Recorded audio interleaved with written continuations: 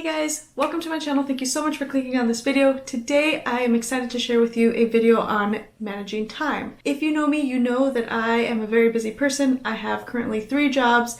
I am a science teacher at a high school, I am a personal trainer, and I also do my YouTube. And all 3 of these jobs require some outside time to get all of the things that you need to do. I have to plan for my class, and I also have to plan for the programs for my clients, and then also YouTube requires planning and editing and all of these hours that are involved in the job.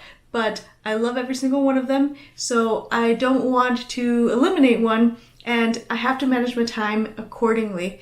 I get asked the question a lot, how do you do it? How do you manage your time? And usually my answer is, well, I don't sleep much. That is true. However, after I thought about it for a little bit of time, I realized that the times that I'm not sleeping in the middle of the night, which is a conversation, maybe a video for a different time, I'm not really doing a lot of the work type of stuff.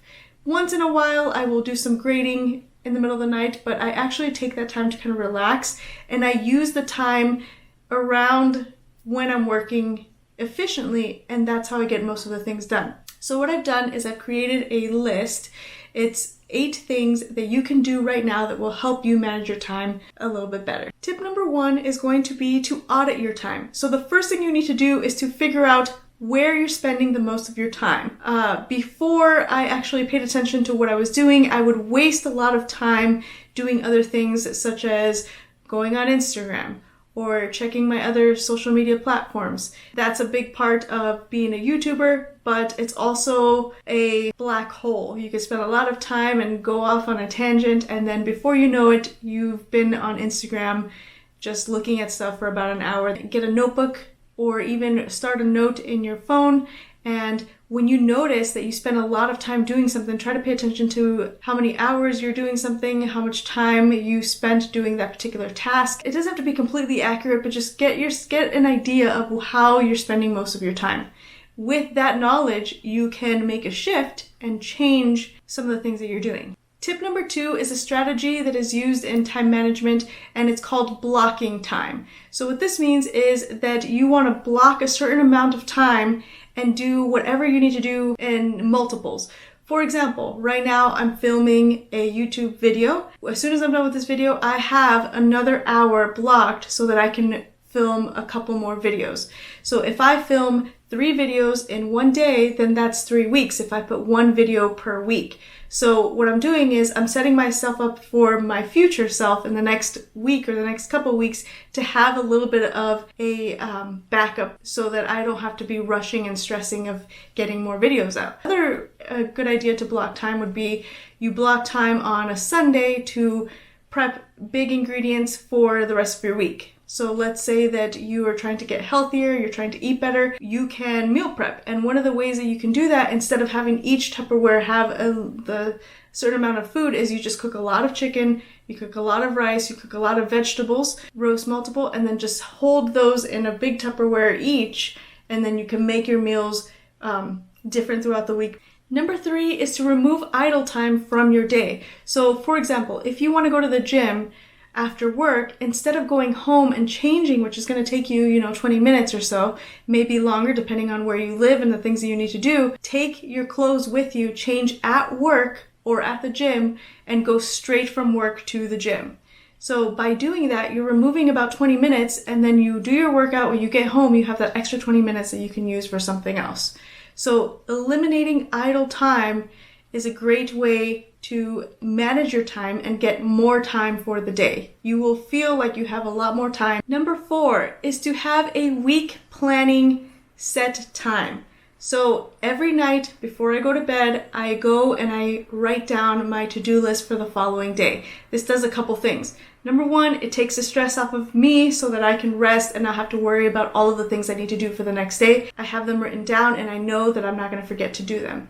And then number 2 is it sets you up for the morning. You wake up, you know exactly what you need to do. You're not going to take your time on certain things and then you don't get to something that you wanted to get to. You can also have a week planning day, like a Monday or a Sunday at the beginning or the end of the week, where you can set aside 15 to 20 minutes so that you can plan out all of the things that you need to accomplish for that following week or the following 3 days, a certain amount of time, and you just have a broad idea of the things you need to do, and then each day you can figure out, is this important? Should I add something else? What else do I need to do?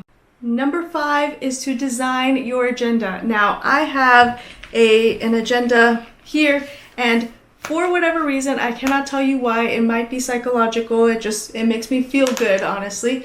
I like to carry this with me everywhere. So it's like designed so that it's like aesthetically pleasing to me. So I have here my day. Within this area, I have a to-do list that I write down, and each day I go and I decorate, and I have stickers and all of the things that make me happy when I look at it. And I've noticed that when I design my agenda and I play around with stickers and I make it look fun, that I go to it more frequently. So I go and I actually use it. I've had many times where I buy an agenda, I decide that I'm going to use it, I'm going to be very efficient, I'm going to manage my time correctly, and then I use it for about 2 weeks and then I kind of just fall off. Because I'm taking the time to design every month with stickers and stuff, and I make sure to put in all of the meetings that I have scheduled in my calendar ahead of time on there, it helps me go back to it and I actually end up using it. So I would definitely recommend getting an agenda, something that you can refill. So this is the Agenda 52. These are refillable, so they have different options of the type of fills that you can have. Like, you can have ones that are going to be like the whole month in one glance. You can have a per day type of thing where it has an appointment, it has notes, it has different things that you need to do, to-do lists and stuff like that. I like to have a week view where I open it and I have a week. Having an agenda and using it is one of the most effective ways to manage your time. Number 6 seems like it does not fit into managing your time, but you'd be very surprised how much it allows you to get stuff done. And this is to take your lunch with you to work every single day. So instead of having to worry about what you're going to eat when the lunchtime hits, if you have your food, you don't waste time figuring out what you want to do or waiting in line or whatever you have to do to eat. And you just go, you eat, and then you're able to spend some of your lunchtime planning whatever else you need to do. Number 7, I already mentioned that I do this, but I wanted to make sure to add it as a main tip because it's so important, is to plan for your day the night before. So the night before, you should be writing a to-do list. You should make sure that you have the main things that you need to get accomplished for that day. And I like to actually put in a set time. So if I'm going to go to work, then I have to go to the gym right after. I'm going to set an hour for the gym after, and then I'm going to set an hour for dinner, and then I'm going to figure out what I'm going to do afterwards, right? So I like to have a to-do list at least, and if you can, have at least just the main things that need to be accomplished for the following day.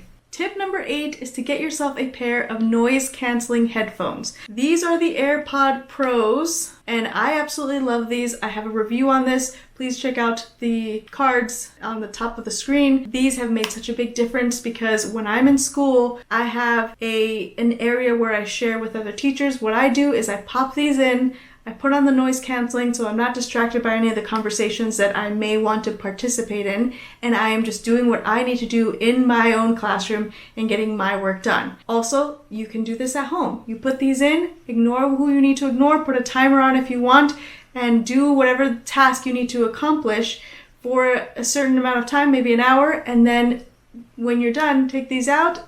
Any conversations that you've missed, you'll catch up on. Anything else that you need to do, you'll catch up on because now you've completed your task at hand, what you needed to do. I would definitely recommend these. There are other options, but I just like these because they're so small. You can take them with you everywhere. You can have them at work. They're discreet. You're not putting on this huge thing. That's it. I hope that you enjoyed this video. If you did, be sure to leave me a thumbs up. Don't forget to subscribe. It really helps on my channel. And be sure to hit that bell notification so that you don't miss a notification every single time I post a new video. Thank you so much for watching, and I will see you guys very soon in the next video.